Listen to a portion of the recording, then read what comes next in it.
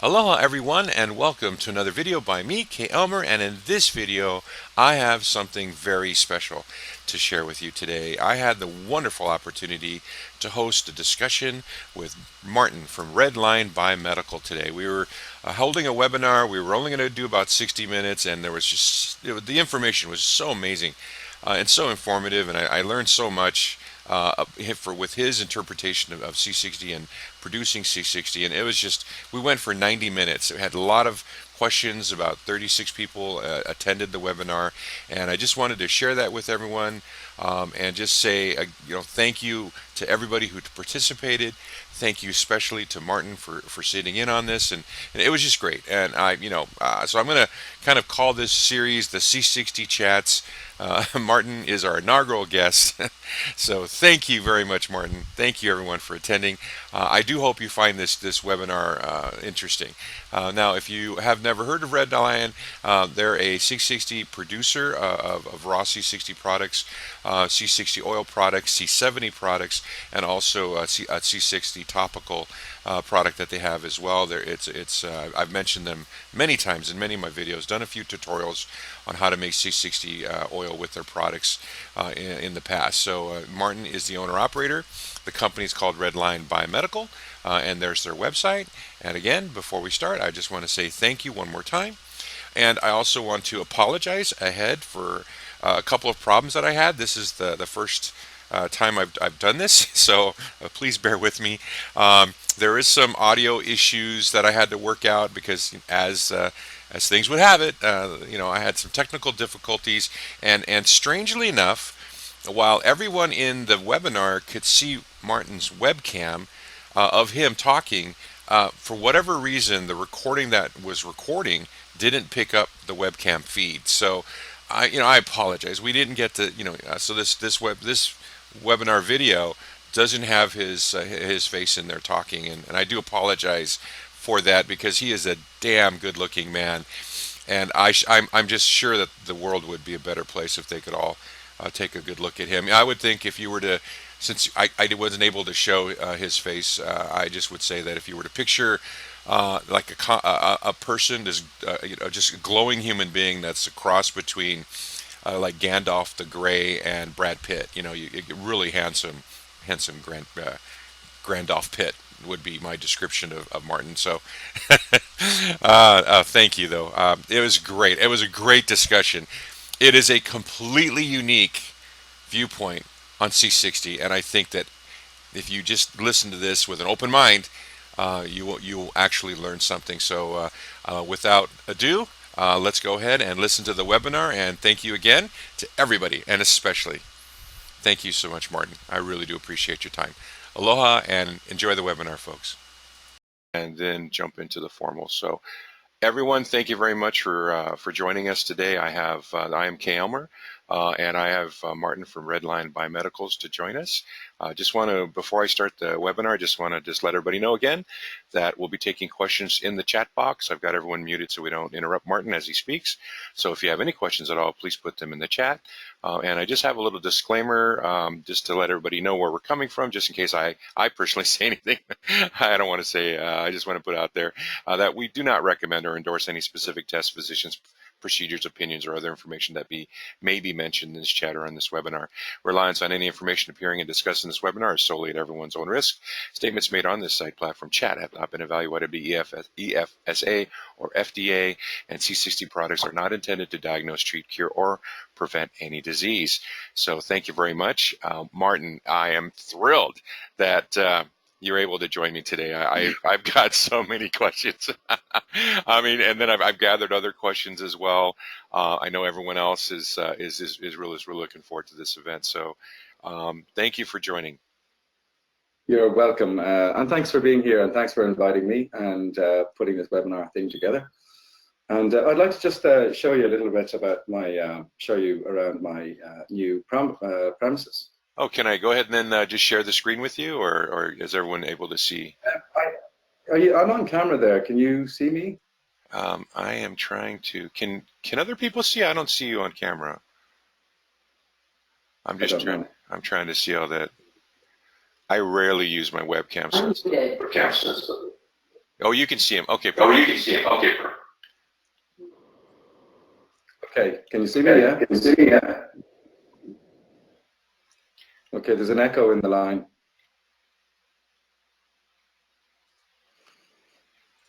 You've gone. Okay. Nope, I can hear you. I'm just trying to figure out what button to push so I can see you. But go ahead, please. Don't stop. See there's a little camera icon there. Can you see that? Yeah, I am. Oh, yeah, just go ahead. I'm just trying to figure it out myself. I've got, okay. Okay, I'll just take this iMac thing and show you just a little around my new premises. This is really the workshop area here. I don't know if you can see that. There's a kitchen here, and we've got stuff over there. Downstairs is the lab, down in the basement there, where it all is.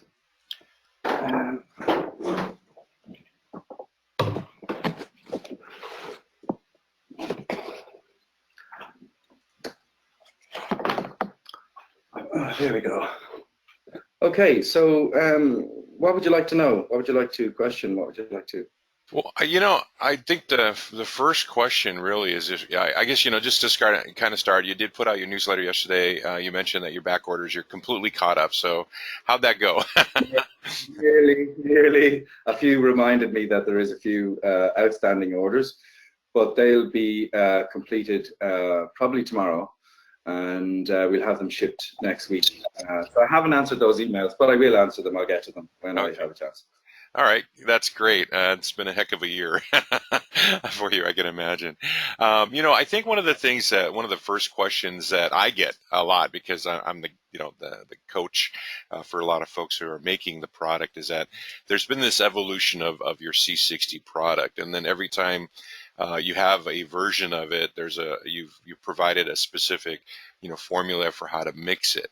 So maybe if we could just kind of just do a recap of, okay, so what are those different products? And for people who have each one, because there are still people who have the jars. I was just chatting with somebody the other day who has one of those jars from a year ago.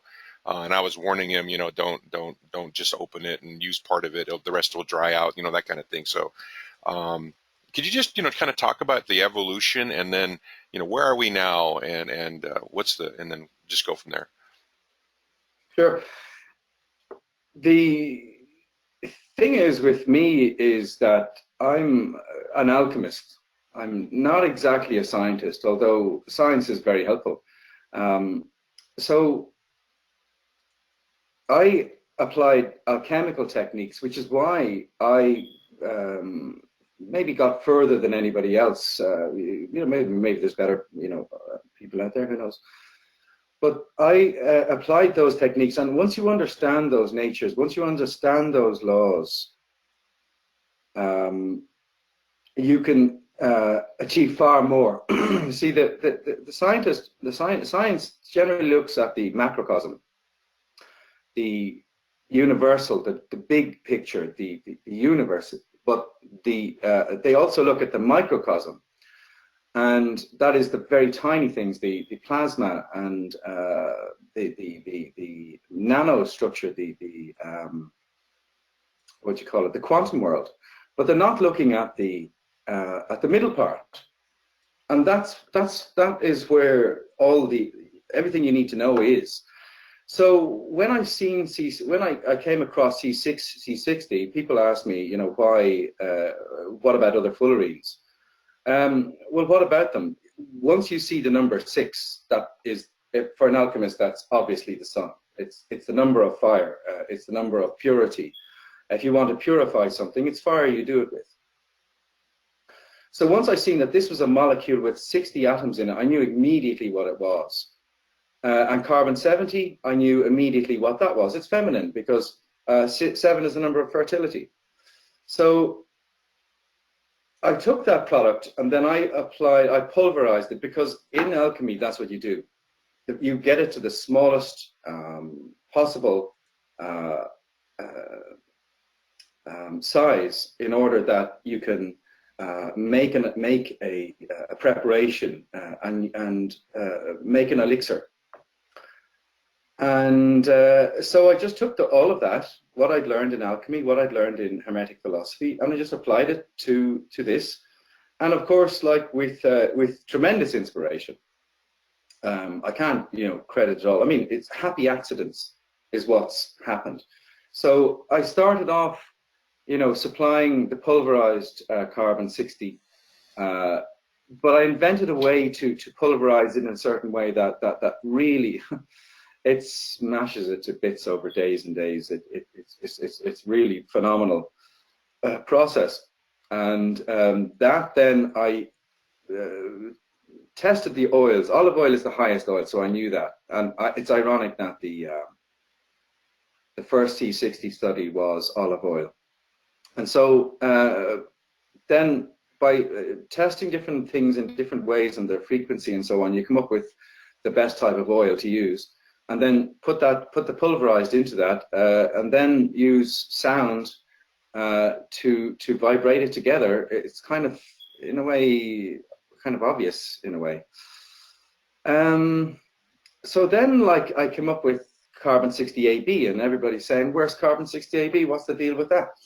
So, well, the deal with that is I found something else, and it was better.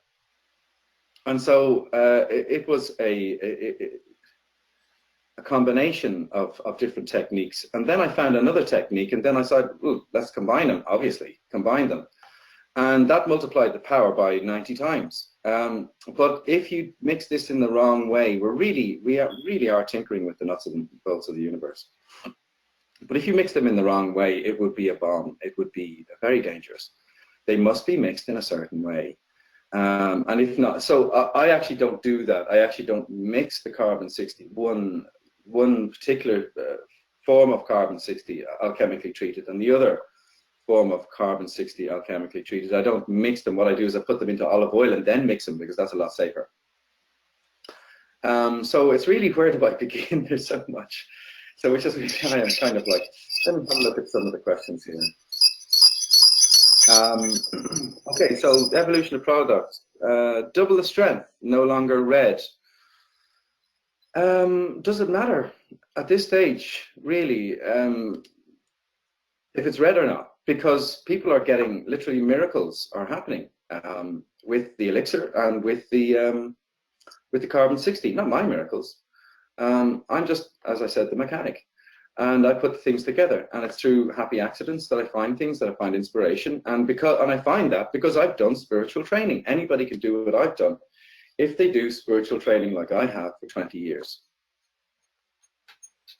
So I'm not special in any way.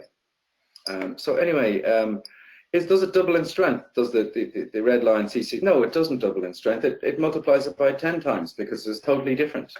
It's or 100 times. They're not comparable, as I said in one of the newsletters. You can't compare regular C60 with an alchemical preparation, just because one is working on the emotional and mental level, the spiritual level, and the other isn't. So you can't compare them. What else? Okay, C60 Black Diamond, or that's another story. So alchemical C60 in oil, in alcohol versus oil. It's much better in olive oil as a concentrate, because it protects the C60. Alcohol dries out, as you said, with the little jars. People were not putting the caps on properly and so on, but olive oil is much, much better. And as well as that, I do have to say that I like the idea that it's in olive oil, because then people are not going to be as quick to put it into other oils, which I know are not as good. They're just simply not. Like, for instance, one oil it'd be super easy to dissolve carbon 60 in that oil, but that means it won't bring, it will release the carbon 60 before it gets to a cell, before it gets to a phospholipid.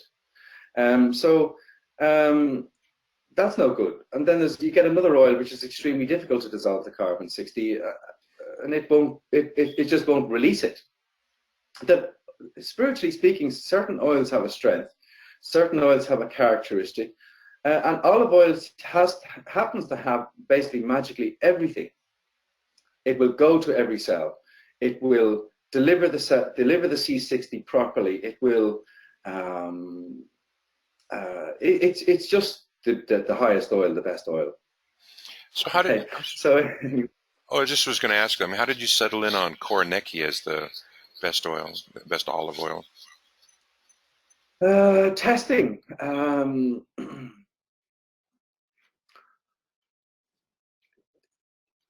There's just like the Koroneki is through testing all the different various oils and looking at the properties of them. Is this oil balanced in this way? Is this oil balanced in this way? If you look at an alchemical, you see what I'm actually trying to explain is give you like 20 years of alchemy, you know, and explain that and why I did this. But if you look at the nature of a particular oil, if you look at the nature of this oil and that oil and so on and so forth, you'll find that the Koroneki is the best for this whole thing. Whereas other olive oils, they have various characteristics that are imbalanced, I could say. Okay, so that's what the problem is, that these other oils would be imbalanced, spiritually imbalanced. Mm-hmm. I don't know, not as good. Okay, just to take a step back, I was wondering, is there anything you could share outside of what you've already put in your newsletters about the art of alchemy? And does the information in your newsletters about alchemy, does that apply to the C60 formulas that we're all trying to replicate? But sometimes I will put hints in the newsletters, okay, and about the alchemical nature of what I'm doing. But you would have to be an alchemist to understand them. Mm, okay. I'm trying. There's a lot more.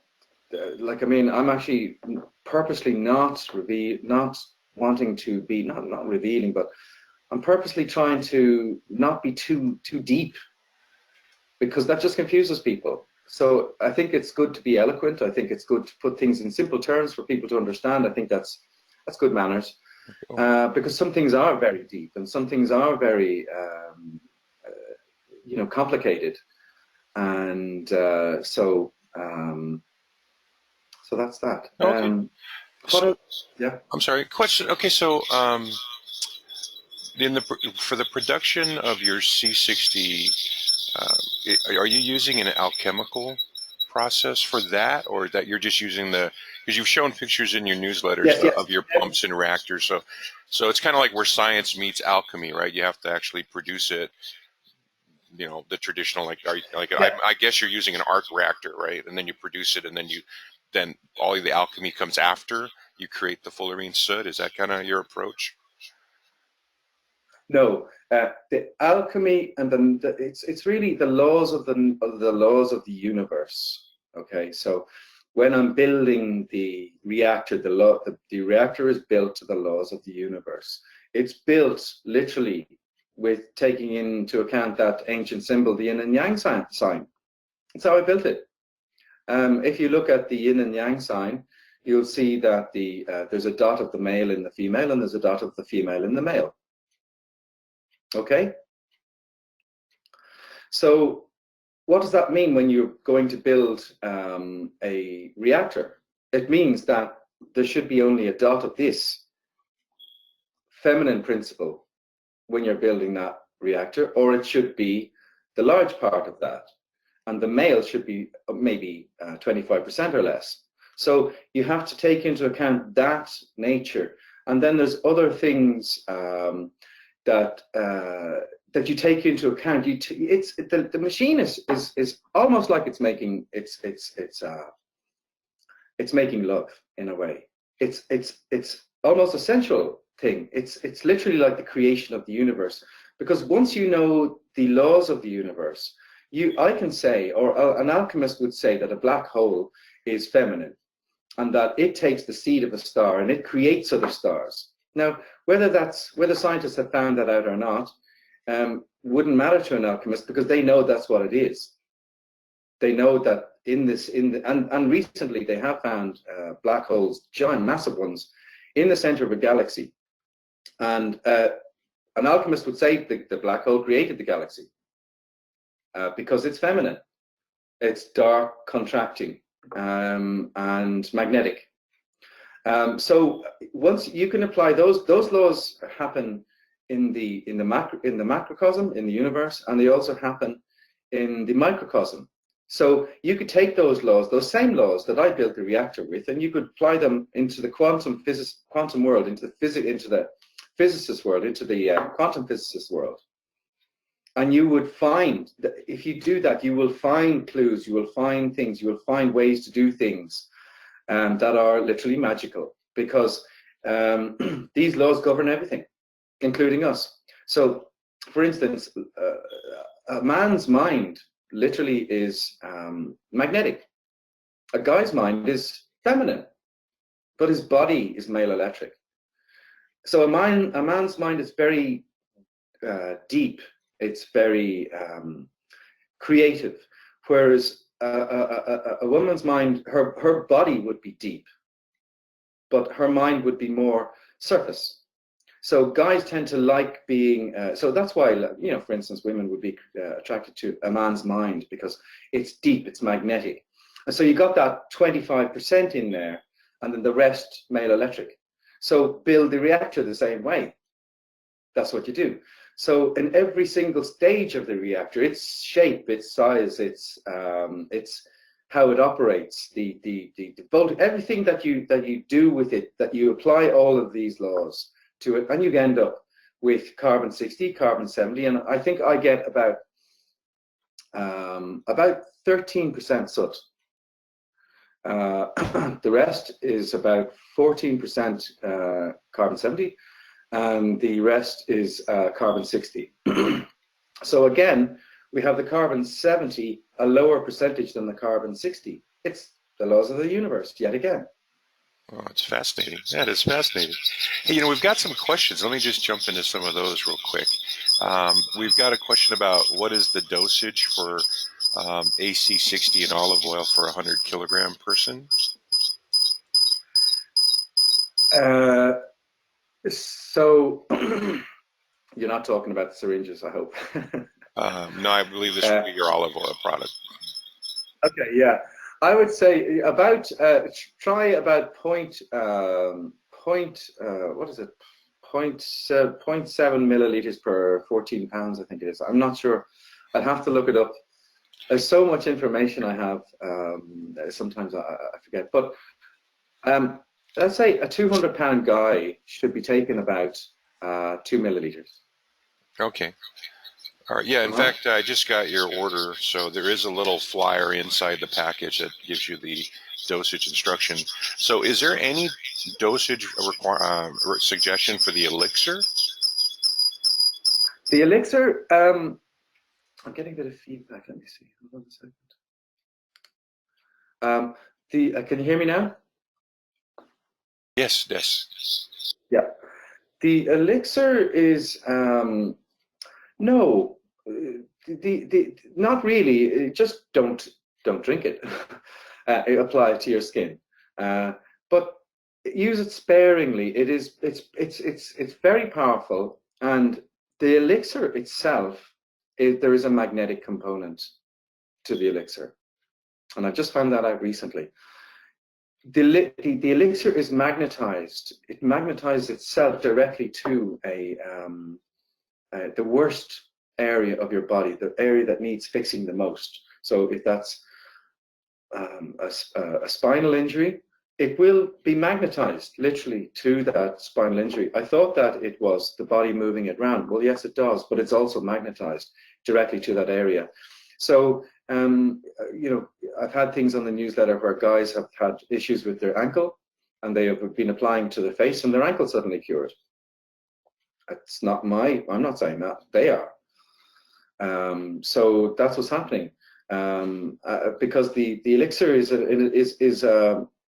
you see, when you have something like this, it's the spiritual realm is the thing responsible for the physical world. Okay, so it is the root, and then it comes down through the astral, and then that manifests in the physical. So what's going on with the elixir is it's very pure spiritually, it's very pure emotionally, and it gets drawn, it gets magnetized to the area and heals it. But there is a physical component to it. It literally does restructure the DNA. I'm not sure, there is a technical term for restructuring DNA. I'm not sure exactly what it is. It's some sort of technical term where the vibration of it repairs the DNA. Oh, okay, that's fascinating. Do you use the same C60 for the elixir as you do for the olive oil product that you sell? Is it the same? No. Okay, that's what I was thinking. I thought they were. Can you explain the difference between the two? Because like, isn't one called like CR or like what is it? PC60 RA or I don't know. I'll just let you explain it. C60 RA, yeah. Well, the elixir is very powerful. It's whereas you see, okay, so I've got two techniques. Okay, so you got a kind of, let's say, a feminine technique for carbon 60, and you've got a masculine technique for another batch of carbon 60. Okay, and I'll use one or the other or a combination of those, or another technique to blend the two together. And that's what I use. So the combination of those two is actually for the elixir, whereas the C60 male version, that is used for the carbon 60 olive oil. Okay, so it isn't the same as the elixir at all. But I'd have to say that there is a product coming out in the next 3 to 6 months, or maybe even longer, and it will outdo the elixir. I can't believe it myself, but that's what's going to happen. Looking forward to that. Okay, so it's crazy. I thought, like, why? The elixir is just so phenomenal. How could it be outdone? How could the elixir be outdone? Because I'm very impressed with myself. But it's going to be outdone. There's another product coming. Okay, so I'm trying to wrap my left brain around all of this. So when you say that it's stronger, how do you define that term in terms of, because in the science world, right, C60 is C60. It's just a radical oxygen scavenger. But when you say stronger, what do you mean by stronger? Well, physically, when I say stronger, I'm saying physically more perfect. Okay, so but emotionally more perfect, and also spiritually more perfect. So whenever we had the study done by the university, the spike for RC60 was up here, and for SES and Solaris Chem it was down here, because theirs is badly damaged. Yeah, thanks, Kevin. Because the ones that they were using was dissolved in toxic chemicals. So theirs is quite badly damaged, and that has altered the shape. It's made it a little bit bumpy, the molecule a little bit bumpy and a little bit irregular. And whereas ours is not, ours is made holistically. There is no solvents. It's made really naturally in a natural process, which kind of emulates how the universe works, how stars work. There's nothing in our reactor to blend with it, to affect it or interfere with it. So our molecule is stronger because it's more perfect. And when a thing is more perfect, its structure is more perfect.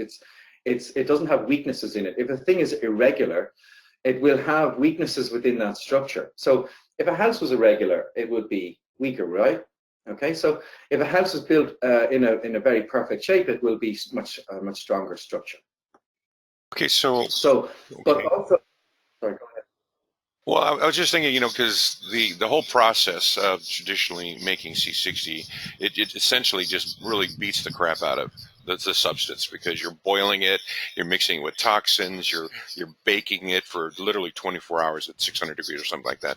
So I can see where there's this tremendous amount of pressures against the structure of the molecule. But are you actually saying that like the bond angles of the atoms or things like that are actually being affected, or is it in the crystallization process where they stick to each other and that causes them to act differently? Or I mean, I'm just real curious as to what your opinion of that is.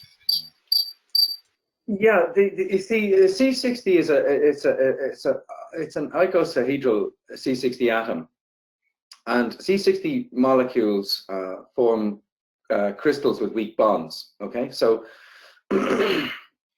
but scientists have only been testing. They haven't tested holistic C60 yet. They've been testing the damaged stuff because that's what's available. They've been testing the stuff that's been put in solvents. Well, previous studies have been doing that. Maybe Solaris Chem seems to be selling a solvent-free carbon 60 at the moment. But I'm not sure if that's damaged or not. It's probably very good. I'm not sure. But C60 forms molecular crystals with weak bonds. But why are they weak? Is it because the molecule itself is not that perfect? It's got some indentations in it. It's not that perfect a shape, and so on. So the C60 molecules bond through van der Waals interactions, which is a kind of a crystalline structure, and they're free to move around.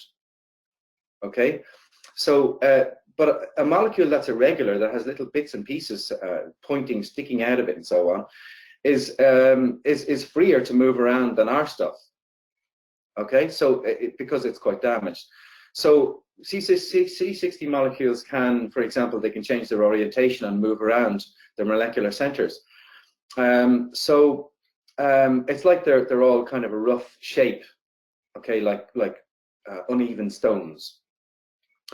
But they still form crystal structures, but very weak crystal structures. But if a molecule is very perfect, if it's very uniform, if it's very strong, if it's very perfect in shape, those crystal structures will be much more difficult to break. Okay, so light or hydrostatic pressure or gentle movement can make a stronger covalent bond with the C60 molecules, and that can make them share some of their electrons, and that gets the problems, because then what you're starting to form dimers then, which are kind of like a necklace, and that's a problem because they start to bond to each other. But ours doesn't form dimers. Ours is much more perfect because of the structure of it. But that makes it difficult for me to break the crystalline structure of the carbon 60. It can be broken, but it makes it difficult for me to do that. But as I said to you on email, what is a diamond? It's carbon, and what is its structure? It's crystalline. And are there yellow and clear diamonds? Yes, there are. And what color is ours? It's yellow. It's a slight yellowy color, like a diamond. So literally, these are like diamond-like structures within our carbon 60 olive oil. And so in order to actually get the red color, we need to break the diamond-like structure of it so people can see the red, because they want the red. It doesn't matter what, some people, not everybody. Actually, we're not getting much of a problem with the red. People don't complain.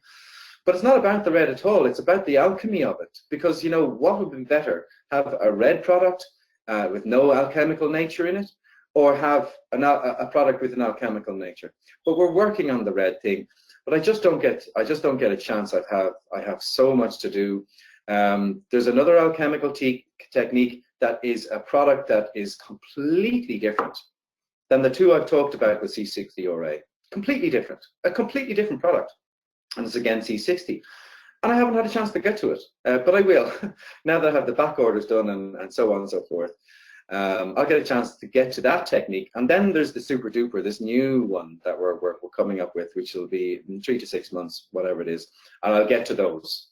So a way around this is, the franchise. We're going to, franchise out to people, and maybe that will take the pressure off us. And we can, as I say, do what we're good at, and that's research and development. Yeah, looking forward to that. So, question about the color. It makes sense now the way you describe it, because the way we look at color, right, is it's not the color of the object. It's the way our eyes interpret light reflecting off or going through an object is what we interpret as color. So that makes complete sense. So, when other products, or the older product was red, other products are purple. Is it the color is stemming from the atom or the molecular structure, the crystalline structure of the C60, or do you think some of that could possibly be the residual solvents that are?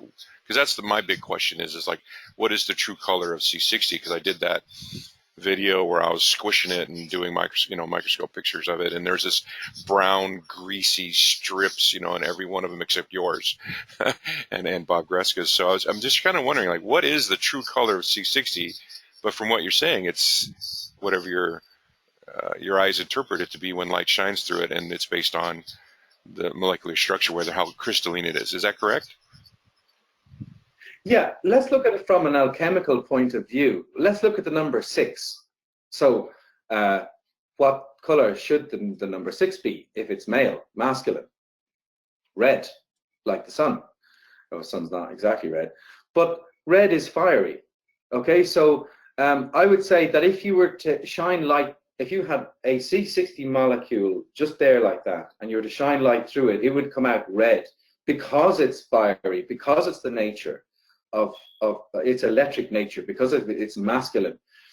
If it's if it's 7, ironically, I don't understand that myself. It's a deeper red, but it actually should be green or blue. It should be a greeny color if it's feminine. But for me, because the red color as an alchemist, I would say, is because it is the number of purity, is the number of the masculine principle, it is the number of the sun. But whenever those molecules whenever those molecules are like footballs are placed in a structure, a lattice structure, they allow a lot of light through. So you see clear light, okay? But if all those molecules are jumbled around, then you're actually getting the light being like a prism through the like a prism, like light through a prism of the C60 molecule. It will go red because there is no structures for the light to pass through. There's no tunnels, you know what I mean? There's no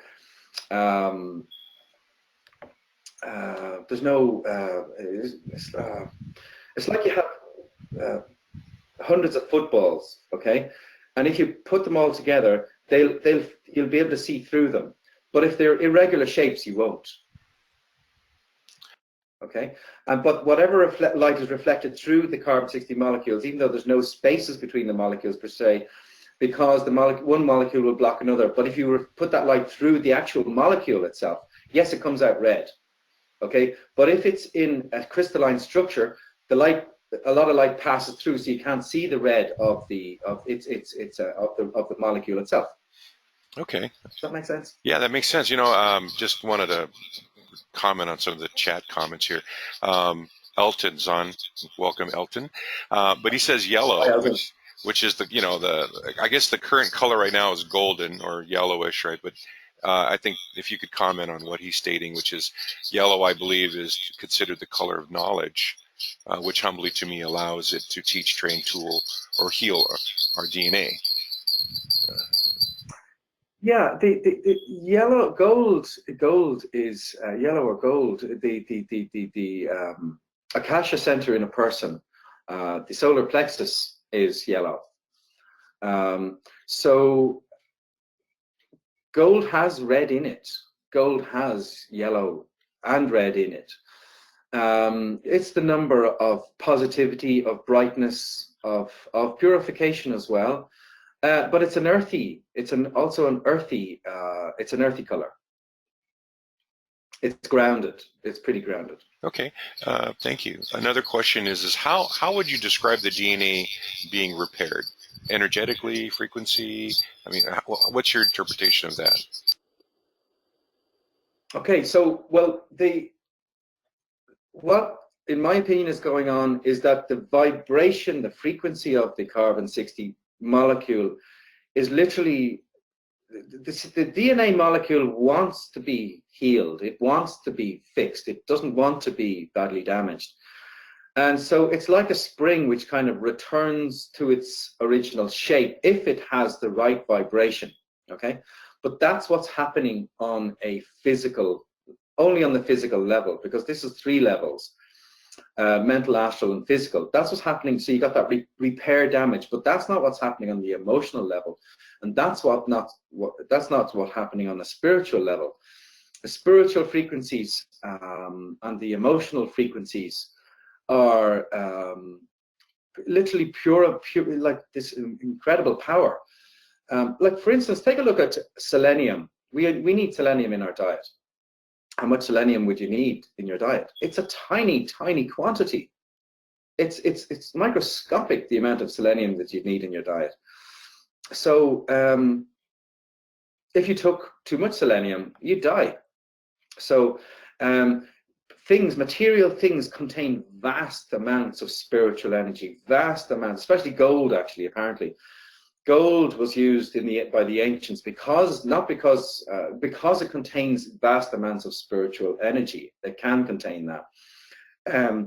But what we're doing with the carbon-60 molecule is bringing its frequency up, its emotional and spiritual frequency up. And first of all, what we do is we purify it alchemically. It's literally blast. It's like emotional. It's like an emotional blast. It's like spiritually. It's everything's blasted out of it, and it's pure. It's clean. And then we draw in, literally like the energy of the universe. We literally draw it in to the thing. It takes a certain amount of time, and then what we do is we do the 2 things together. And it's nearly like a cyclone, like a blade cutting in, and there's a cyclone, and then it draws thing, and it cuts it in, and it mixes it. And that's what's happening with one process. The other process is using something called feminine electricity, I would describe it as, and that is very that alters it, that changes its frequency, purifies it, and so on. Okay, great. There's a question about this chart right here. Could you kind of explain this to us lay people? Like what does this spike represent, and then how does it compare to these others? Okay, so I'll tell you a story about the university report. Panayotis is a really nice guy. He's a lovely guy. He's a huge, big guy. I mean, this guy is huge. He's very tall, and he must be a very powerful man, but a lovely fella.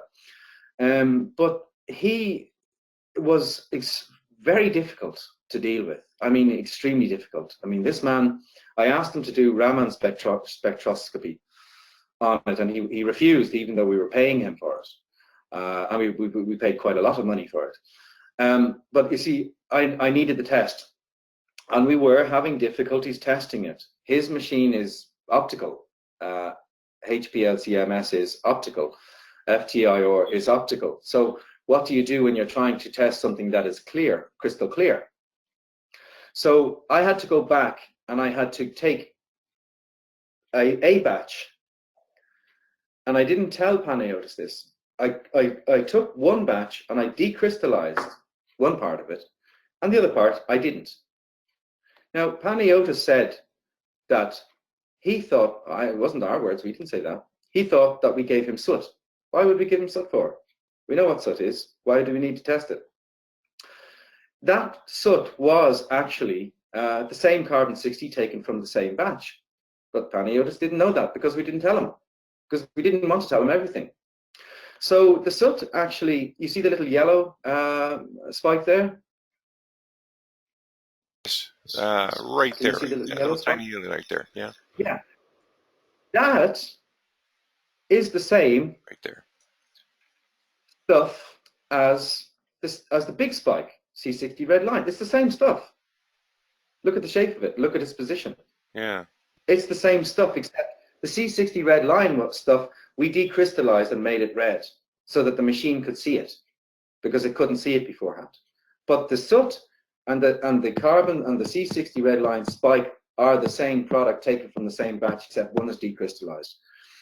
And Panayiotis, he was going like, he couldn't believe it. He was looking at FTIR. We couldn't measure it, and then we put some in gasoline, and we put it on the FTIR, and he was going, "What the hell is that?" Because there was this massive downward spike, because FTIR, the graphs are opposite. And he said, "What the hell is that?" But he wouldn't test. He's so difficult. This man is so difficult. He's just very stern. He will not be swayed. He will not, he will not be moved on anything. He's just one of these guys. But he wouldn't test it on the FTIR again for us, unfortunately. Maybe I'll ask him to do it some other time. But the HPLC, as it turns out, we kind of had to play by his rules, and that's why I had to go back to him. I went back to him dozens of times with a decrystallized sample and say, "Now, please test that." And so he did. He tested it, and that's what came out. Okay. So the C60 Red Lion, spike is, as I say, very, very strong.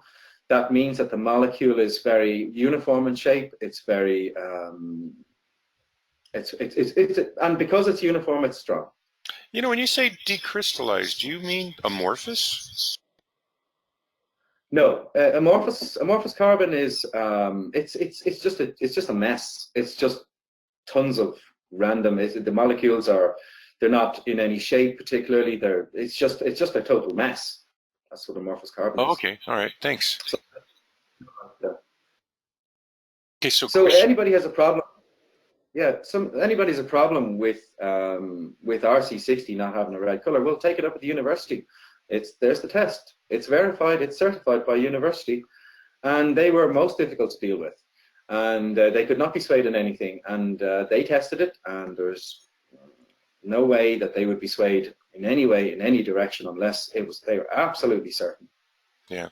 Well, there you go. There's your certificate. Question from the chat. Is it okay to give the alchemical C60 to pets? Cats? Pets, yes. Yeah. A woman emailed me the other day. Let me see if I can drag it up. A lady emailed me the other day. I hope she doesn't mind me saying this.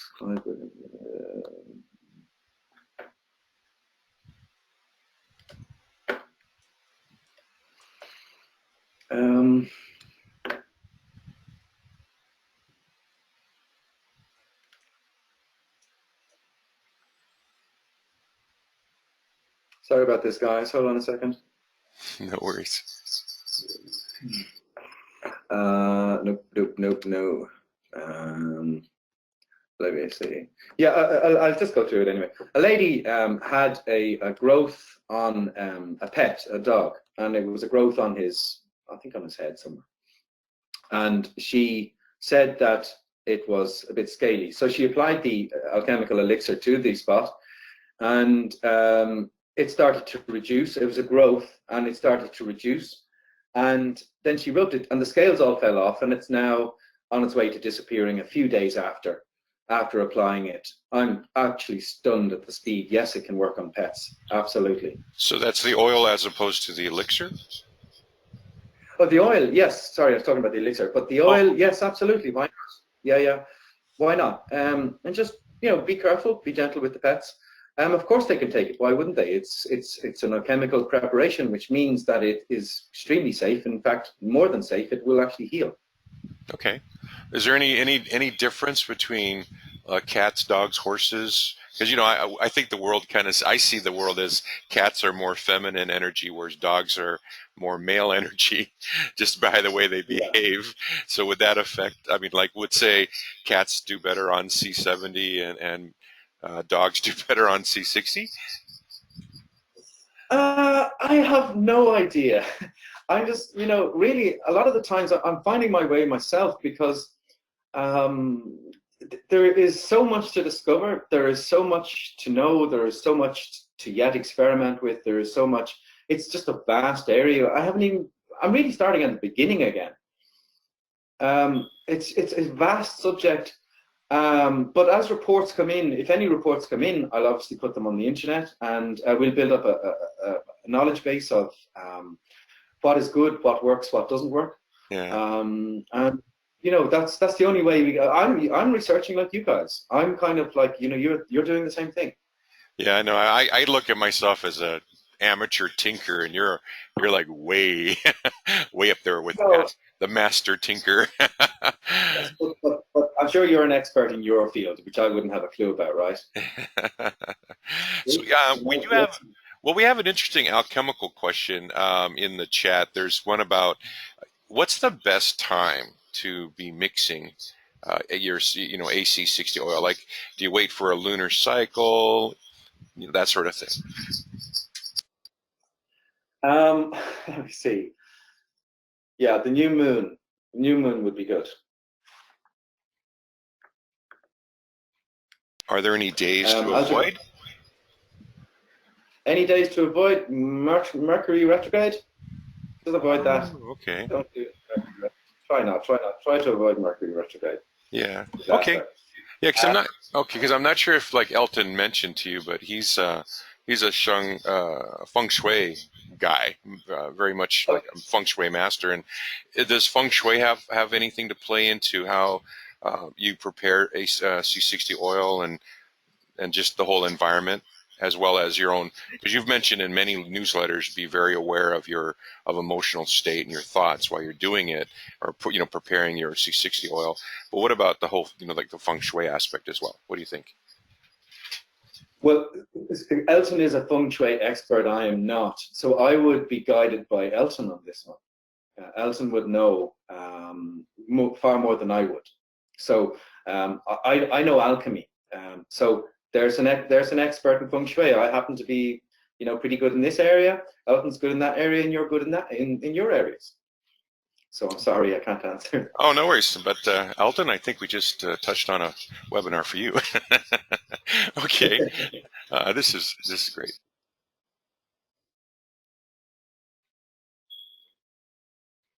So any more questions?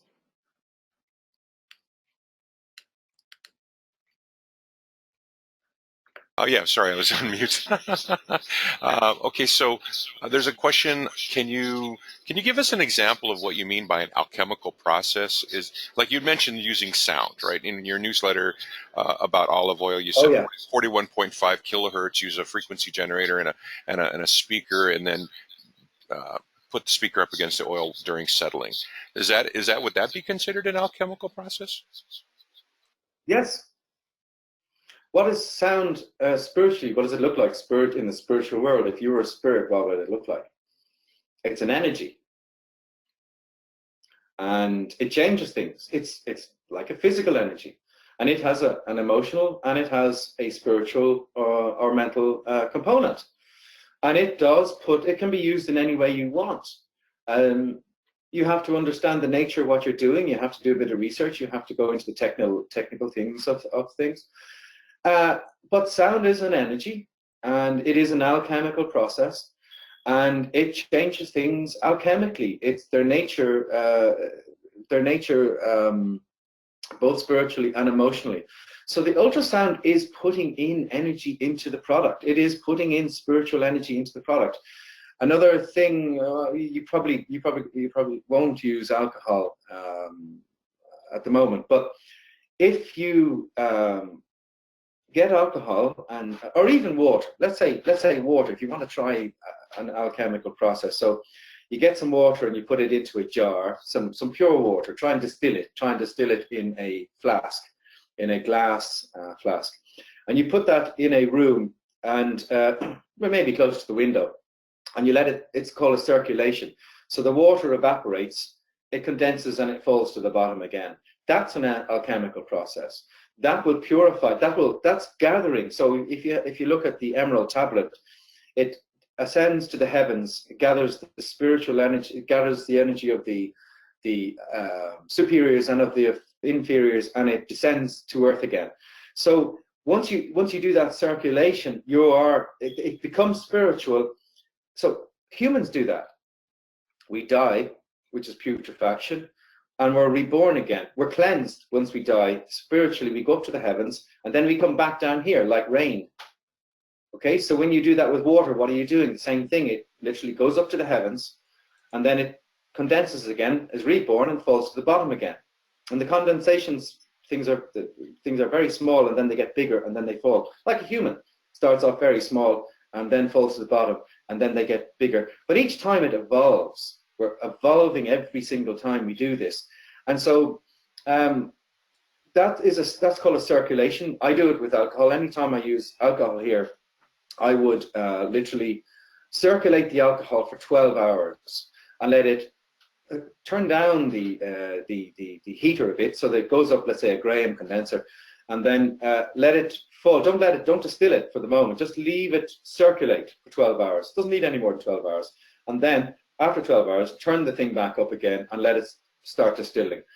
But the sound can be used in any way you want, spiritually and emotionally, and physically. So physically, what it's going to do is it's going to separate the product. It's going to separate the carbon 60. The carbon 60 will want to fall to the bottom of the vessel, but it's putting in an energy, and it's not the same. One that carbon 60 olive oil or the elixir that has been made with ultrasound are two different products. The one with the one that's been made with ultrasound is a superior product. It has more energy, spiritual energy in it.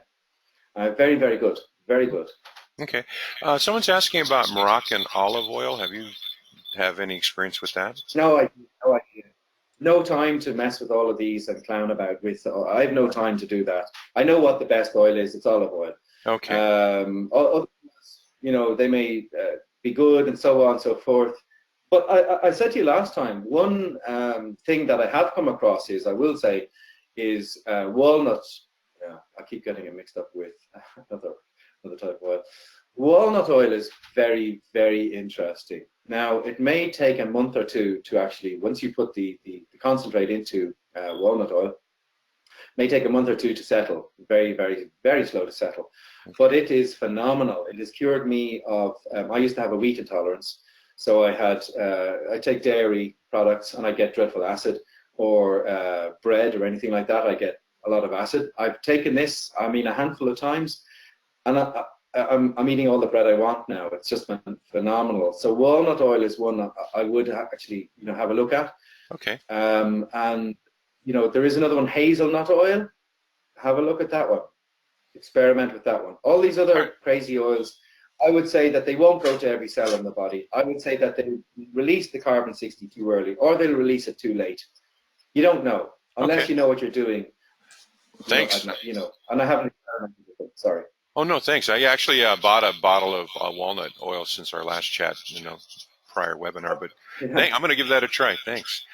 There's a question about, in the process of making C60, you mentioned, quote, stir it occasionally. Could you kind of elaborate on exactly what occasionally means? Well, try not to be too logical with things. Like, should we stir it 7 times this way and 7 times that way? Like, just stir it, okay? Occasionally, every couple of days. It doesn't really matter. Don't worry too much about it. It will work. It does work. It is work. If you have any doubts, take some of that syringe with the olive oil in it, put it on a spoon, and take 3 milliliters, and then call me back, because you will be surprised. No, I am a believer. I don't know if you saw my Black Widow spider bite. I got to tell you, I've had people. The whole idea, like the C60. I kind of freaked out when I first made it because it was like golden, and I thought that there was something wrong. I emailed you, and you were like, you were kind of fun with me. And then so I started to take it, and I'm glad that I was, because I was taking C60 oil that I'd made with your C60, and I'd actually been using Udo's oil, and then when I got bitten by that spider, it's proof positive that it works, because there's no way anyone else would have easily ended up in the ER. But okay. Anyway, if anybody has any doubts, you don't need to be too pedantic. You don't need to be too careful with it. You don't need to be too logical with it. So you put the 20 mils in 2 liters of oil. Mix it a bit. Heat it for 24 hours at about 80 degrees. And then leave it. for 2 weeks, and then mix it a bit again if you like. You don't have to, and heat it for another 20 hours, 24 hours. Doesn't have to be exact, down to the minute or anything, and then leave it settle for at room temperature for a further. If you're using ultrasound, it'll be a bit faster. Oh, by the way, there was a question about should it be a square wave, triangle wave, etc., etc. We're using a sine wave. So I haven't experimented with triangle or square waves, but if I was to say square wave, I'd say that's very earthy. I'd say triangle wave is air. So sine wave is watery. So you may experiment with this yourself. Give me some feedback if you find out something, because the fire principle may be the air principle. Maybe a triangle wave would be better. But we're still finding our own way here ourselves. Okay.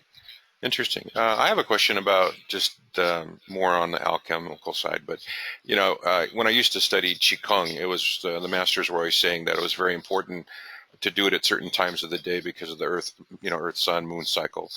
Is there any type of recommendation you have as to when's the best time to take C60?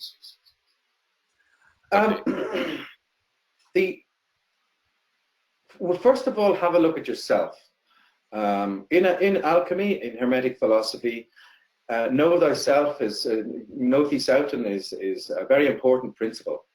And first of all, have a look how it affects you. Are you losing sleep, or are you getting better sleep? If you put the elixir on at night, an hour before you go to sleep, is that getting you to sleep faster or slower?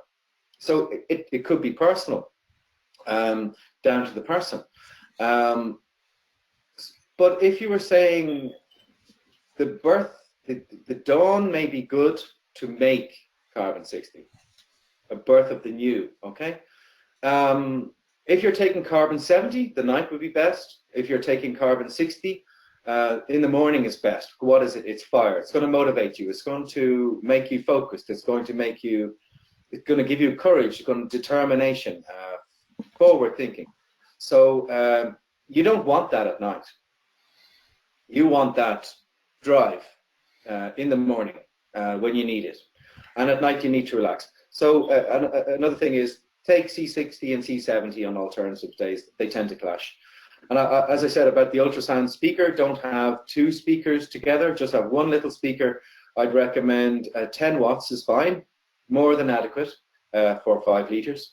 And don't get too pedantic, don't get too hung up on should it be 2.5 watts or anything like that. 10 watts is fine. And two speakers will talk to each other and cancel each other out. Oh, okay. Oh, good. Good. Thank you for letting us know.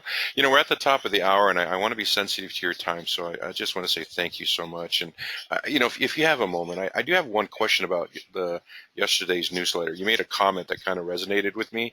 If not, it lit off a really giant light bulb in my head.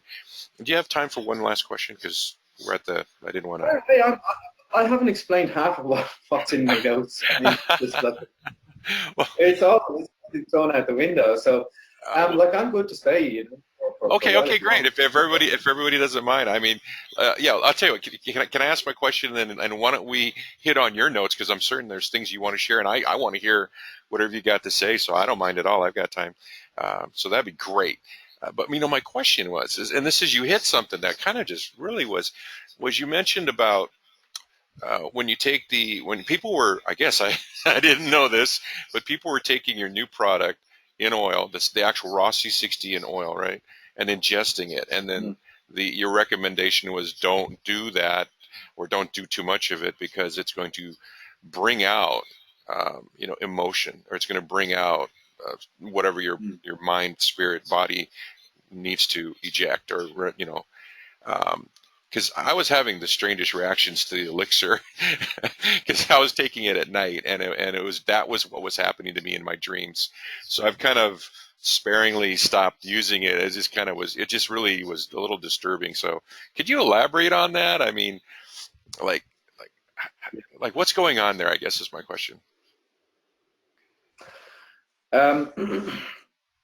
Putrefaction happens in everything. It happens in the world. We're at the end of a 26,000-year cycle. An age, do you know what an age is? An age is actually 2,000 years. and there are 12 signs of the zodiac, and we've just gone through the age of Pisces, and that's what 2012 is about. We're transitioning from Pisces into Aquarius. Okay, Right. so what's going to happen? And this is at the end of it. Now, so the signs of the zodiac, I'm doing this opposite. Signs of the zodiac go around like this, and then we're left at Pisces at the top. That's the end of the cycle. 26,000 years, 2,000 years, 2,000 years, 2,000 years, 2,000 years, all the way around. And the next age is the age of Aquarius, and that's where we are. And we have to go through literally putrefaction, and that's what we're going through before the new dawn, because the darkest hour is the last hour before the dawn, and that is it's a cycle in the universe. The galaxy will go through it. The universe itself will go through it. You and me will go through it. Anytime we actually evolve ourselves, we will go through that cycle. We'll go through highs and lows. But guess what? The highs and lows go up like this. Okay, high, high, high and low, high and low. But they are going always up, so we're always evolving. So if you deal with, for instance, fears, you find yourself being incredibly afraid, and then you find amazing courage, and then afraid again and courage. But slowly, that fear will completely disappear because you're bringing it out. If you deal with maybe psychologists, psychiatrists would actually probably notice this. The person will go through emotional highs and lows. But what an elixir does, it bypasses all of that. That's why you will find information on magic. You will find information on hermetic philosophy, true magic. But you will find very little on alchemy because it's too powerful. Because taking a tiny bit of this stuff will actually, boom, it will clear everything out without having to go through a psychologist and a psychiatrist. It will bang, it will clear you out. That's why you cannot take the genuine philosopher's stone, because you just couldn't take it. You'd be, it'd be very, very serious. So yes, let me have a look now. There's a guy who had, I'm just looking at my emails. Okay, I'll just read that. I hope he doesn't mind. Mr. TW, hope you don't mind. My 2 gram shipment arrived and began to recommend it. So he used 2.3 liters of light colored, smooth, mild testing olive oil. Heated it, put in the right dose and so on. So he made his own carbon 60 olive oil with our products. One comment he read was that this guy went through 1 liter per month of C60 coconut oil. So he figures in his head, that works out to about 30 mils per day. And he says, I'll try that. So he's 70, he's 80.4 years of age. That's what he says. So he says, I told myself, well, surprise, I've taken about 16 ounces with no ill effect other than 3 or 4 days downtime in the midst of a big emotional family problem. I have so far seen improvement in arthritic joint pain and insomnia, but not all that I hope will come. So thanks for the clear and wise advice and the correct dosage. I will continue to look forward to using the elixir. So he took 30 mils of C60 olive oil, or alchemical C60 olive oil, and he noticed the elation. He noticed the downtime afterwards. And the more you take, the more you clear, the more you cleanse, and bang, you will hit a wall. And it's not pretty. It's very painful. It can be very painful. But this is what you have to do if you want to go through spiritual training. If you want to become an alchemist, if you want to become a hermetic philosopher, you must go through these exercises, and these exercises will be that painful and more. So be careful what you wish for. Some things are, they'll bring a lot of pain, but that also means a lot of healing. Tremendous amount. The more pain that you can take and go through in clearing stuff out and bringing this stuff up to the emotion to clear it, the more joy you'll have, the happier you'll be. So in the end, it's worth it. Okay, because your recommendation, I guess, on elixir was to take it at night and then relax for a while. So would you say that if people are having those kinds of reactions, to maybe like take it at a different time of day? I would say that if the elixir is much more gentle emotionally on people than actually squirting stuff in your mouth. Okay. Okay, so the elixir don't consume the elixir, by the way, please don't. The elixir, rubbing it on your skin will clear you very gently, very mildly, and we've made it on purpose to be gentle, that it's not going to cause people too much upset. We could make it 100 times stronger, but it wouldn't be very nice. But using the C60, the alchemical C60, and squirting that down your throat is you're ingesting it. It's not on the skin anymore. It's going right into your body, into your emotional centers. It's directly affecting you. So it's not like it's coming from the outside in. This is the direct effect. So yes, it will, but it's like you'll feel like 2 days or 3 days or 4 days of amazing focus, of like, let's go, like, you know, like I can't stop working, I can't stop moving, I can't stop, you know, it's just total focus. It's just really powerful, really true confidence, and actually physically stronger, and emotionally amazing, and spiritually just on it. So but then there is the downtime, and that maybe goes for a couple of days where you don't feel a bit under the weather, a bit bluesy, that kind of thing. It's not depression, but you know, as I say again, don't take 20 milliliters of this. You know, take 1 to 3 milliliters. So guys are daredevils. The women don't do this. It's just the guys. Well, you know, when I had the spider bite, I literally was putting a lot of the elixir on the wound, and I, you know, and as I showed, I healed extremely quickly. I didn't hear that about the. I don't think you told me, Kay, about the spider bite. What happened? Oh, I got bit by a black spider and on my chest, and I was treating it with bioelectrics, but I was also I was taking C60. I always take C60, but I was using all I had in my bathroom at the moment. I saw the elixir, and so I thought, okay, I'm just going to put this on the spider bite wound, and then I was treating it with blood electrification, and yeah, it just, from the standpoint of, I had zero effects from the toxicity.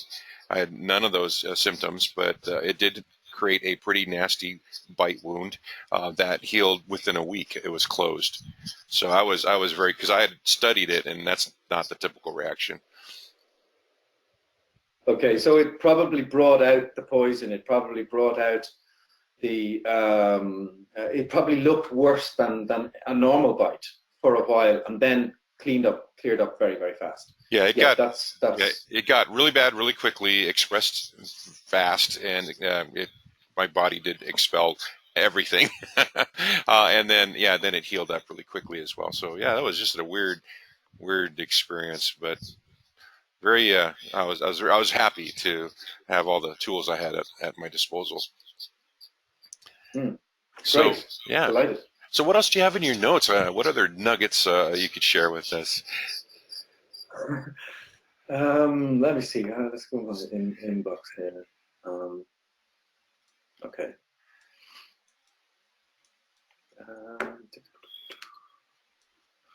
Let's go through some of the stuff that you said, that you were asking, some of the more of the questions maybe.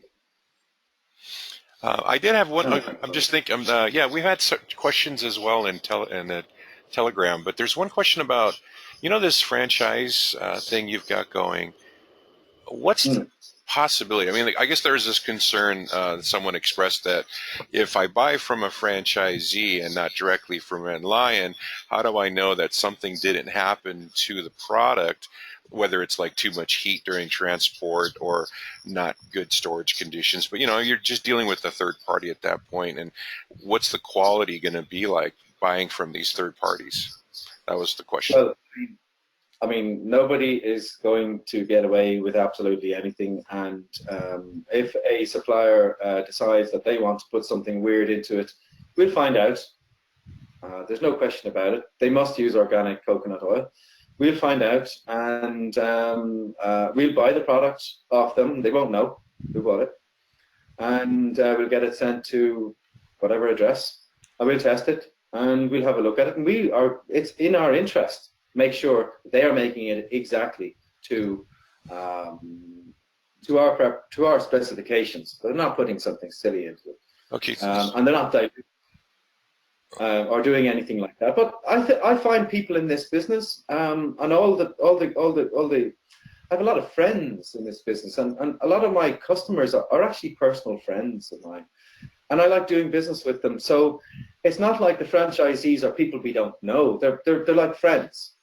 So it's like somebody doing that. I don't see it happening because these are all people that we've dealt with a long time over the past couple of years, and they're personal friends, and I don't see them betraying that kind of trust and friendship and what they have, and why should they? Because it's a particularly good offer for the franchisee. They'll make a good bit of money. So is it so you're basically providing the raw C60, and then they're making their own Red Lion oil, or will they also be doing elixir and C70 oil?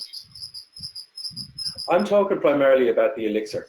Oh, Okay, so yes, the elixir. okay. Yeah, because I'm sure there's a So bunch of people already making Red Lion C60 oil and selling it yes, under their own brand, right? Because they're buying the C60 from you. yeah, Yeah. Okay. loads of people. Loads of people. I see the same people come up over and over and over again, buying liters, and I'm kind of wondering, like every week, even the one guy in China buying a liter quantity every week. There's a lot of customers like that. Maybe they sell it through their own shop. I don't know what they do with it. Oh yeah. Well, Um, there's C60 vendors popping up weekly. I mean, there's so many now. mm, I can't even do a pricing guide. There's just too much. mm, So mm. yeah. Okay. But doctors are selling it. We got an inquiry from a doctor who buys, is a great customer who's bought an awful lot, and he's looking for a franchise for the elixir. So the franchise is for the elixir. It's not for the carbon 60 olive oil. It's for the Okay. elixir. And so you would sell them the C60 RA, and then they would make their own elixir in their own facility. Yes, that's Oh. right. So they would get our organic coconut oil, and we would tell them that you inject syringe A in first. Oh. Okay. You wait an hour, and you inject syringe B in then. Do not do it the opposite way. And then we'll ask them to get an ultrasound, a frequency generator, and an amplifier, and an ultrasonic speaker, and put it on the. It's not going to cost them too much. And heat it to a certain temperature. It's particularly difficult to settle coconut oil, but we'll be given instructions on how to do all that. So they let it settle, let all the residual carbon 60 settle at the bottom, and then take off the top and jar, label, a chip. Okay. Awesome. Okay. So that was a definite question. And so are you going to abandon the whole C60 AB now that you've got this other different, third Mm. product, or is that? I guess is that not going to come out now? I'll get to it at some point. Yes, the thing with carbon 60AB, it requires some building of stuff. It requires welding. It requires it's a machine. It has to be built. It has to be built a certain way, and so whereas the other alchemical techniques, we have them already, which is why they were kind of easier to use, these ones. But the other one, it requires work. It's a totally different product again, and I will make it. And now that I have the time, I can get to all of this stuff. I can get to everything. It's wonderful, and then I can take a break as well. But I can mix the carbon 60AB with the other two products, and what will that do? No, don't know yet. So, and then there's the other thing, the other technique I mentioned, and there's a combination of 4 there, and that doesn't include what I'm going to be coming up with in 3 to 6 months. So there's a lot to do. Yeah, we have a question about that in terms of, can you describe what the characteristics will be of this new product? No, I can't. Not right now. I know it is in the health area, Okay. but that's all. Okay, no worries. Okay. Okay, so have you? Okay, I'm just asking about your reactor. Are you ever looking at making Fullernals or anything else other than just C60 and C70? No, No, I have enough to deal with. I don't know, as you know, I have enough to deal with. Simple answer. Okay. All right. Okay, so let's see. I'm looking at my notes here. Looks like, what? Okay, this is a question that I get about when, taking C60 and its impact when you're taking other supplements or other substances. Like I take Lion's Mane, Shilajit. I take a lot of different supplements. In your experience or in your opinion, I mean, are there any cautions, any good companion type of supplements that go with the C60 or things you should avoid? I mean, what's your thoughts on that?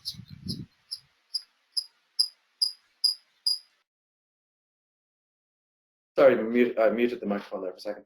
Have a look at the nature of things. For instance, the male should always direct the female. The female is the one with the energy. So should you take tea first or coffee in the morning?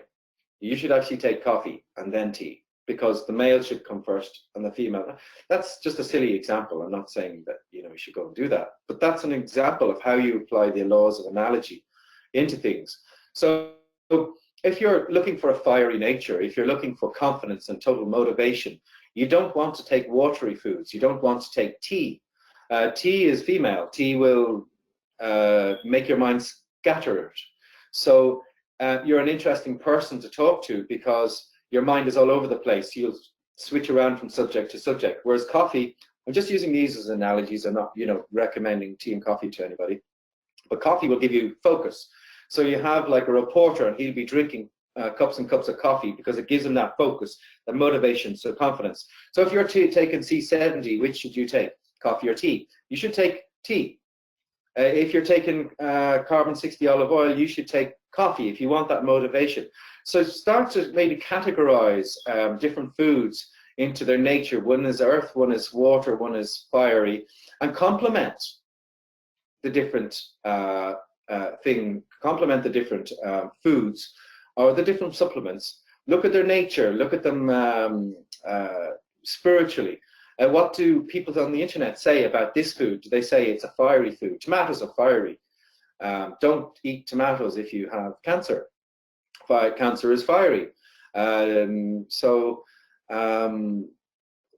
categorize, and this is how you learn to become an alchemist yourself, and learn to understand that about the nature of things and about the laws of things and how to apply them.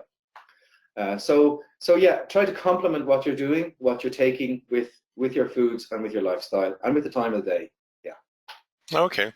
Yeah, I actually tinker a lot with energy, pretty much bioelectrical magnetics, and I've also got into what I call the subtle energy world.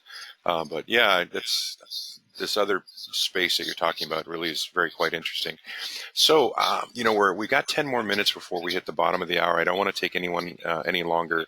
So, but I do have a question because we're actually, as timing would have it, our next webinar is going to be in a little bit, and it's about building reactors. So for the next 10 minutes, or I just have this real question about reading your newsletters over the last 18 months. It was kind of hilarious, not in a bad way, but just to hear, your trials and tribulations and just the pain you were going through. It was just kind of funny to me because I understand that type of passion, trying to do something that's so important and having it completely mess with your life. Where I think you wrote once where you didn't sleep for 3 days and it was like having an infant, which is true. You're birthing this thing into the world. So I would just love to hear, what was your experience being literally one of the first people to go out and build yourself a working reactor?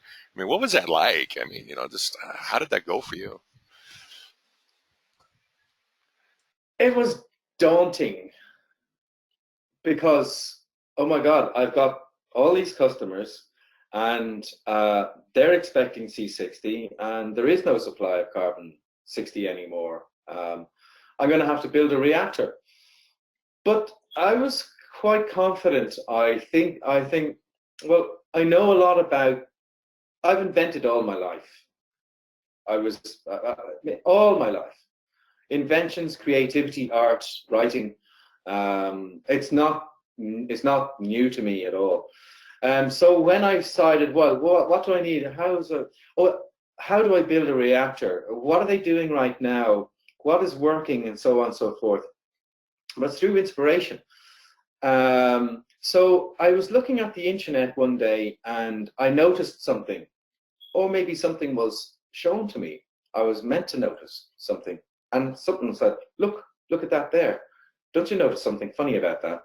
And so I looked at it and thought, yeah, that's very strange, all right. I wonder about that. And if I did that, and if I increased that, and if I did that, and I reduced that, would that work? And then I kind of tinkered about and then thought, I know what's happening here. Okay, so I'm going to do this. And then I came across a way, getting the arc struck is very difficult, to not have dimers and monomers form covalent bonds and all that, very difficult. But to keep an arc with carbon rods, with graphite and so on and so forth, and then it was literally almost like someone put something, I nearly tripped over something. It was like I nearly tripped over the idea. It was like put in front of me. And I thought, that's it. Because when I actually first started, I literally I had no idea. I literally was getting this reactor and manually making it. And I sat with the reactor for 5 hours, manually doing it. And when I had finished, I realized that I'd only made 1.5 grams of carbon 60. It was a ridiculous quantity. It was a ridiculously small quantity. It was very disappointing. So I had to automate it, and I did. And then we had various reactor leaks. I will have to say that I had family trauma during that time, in the intervening period. But the whole reactor thing, we had leaks, and we had the craziness with the engineering side, the engineers, and so on and so forth. And but you know, you figure it out. And then the second reactor is totally different. It's very, very strong. It's extremely strong. So the old one needs strengthening. It needs a little bit of work done to it now. It has done tremendous work and is still working extremely well, but it needs a little bit of TLC now. So I'm going to just take it offline and have it, give it a bit of tender loving care.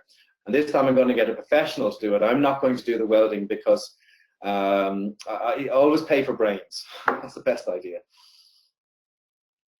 That's funny. Yeah, you're correct. I am a firm believer in subject matter experts, of which I am not one on a lot of things. So, okay, so I just as we wrap this up, could you just let everybody know how to get a hold of you if you had if they have questions for you or that sort of thing? Say again, okay? Just as we wrap up, I just was wondering if people need to get a hold of you, they just contact you through this website and ask you. Yeah, sure, yeah. Okay, and then if they have questions about franchising, that's same deal. Yeah, process. Okay. On the website. So yeah, and listen, thanks very much for this. I didn't talk about half the things I wanted to talk about and had intended to talk about, but thanks for the opportunity. I really appreciate it. Oh, not at all. And thank you. We could do this personally. Well, we could do this again because, remember, I got a hold of you a couple weeks ago. I'm trying to perfect what the exact instructions are for making a C60 oil. So just everybody out there, I'm going to be doing a tutorial on that because what I'm trying to do there's all these people always coming in brand new that want to make their own oil.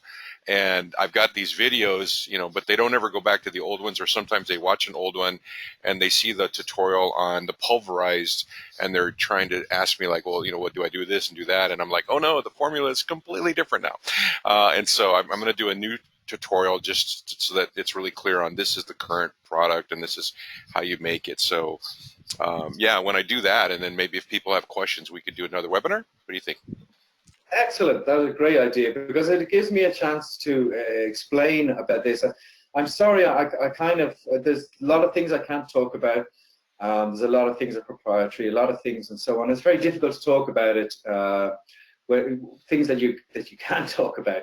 But I think that I think we can get deeper and touch on subjects in another webinar, and I think we'll get much deeper into things and in a much better way. This is a really good initial webinar, and we explained that I am a real person. Okay, I do exist, and and so that's good. This is like an introductory one. I think the next one, the next follow-up one, I think will be really good, and we can get really into things, and Awesome. it'll be really great fun. Awesome. Yeah, we have one last question. Someone wants to know if we could meet the staff sometime. So, are you like the Willy Wonka of C60, and you have this staff of people in the background? Yeah, yeah. There's Nishant and Deborah and Karen, and there's a few other guys. There's Vinny and so on. But sure, they're all off at the moment because it's 6 o'clock, 7:30 on a Saturday, and they're probably in the pub, which is where I'll be going in about 2 hours. Enjoy. Yeah, we all know Karen. So, hey, Karen, if you hear this, thank you for putting up with us.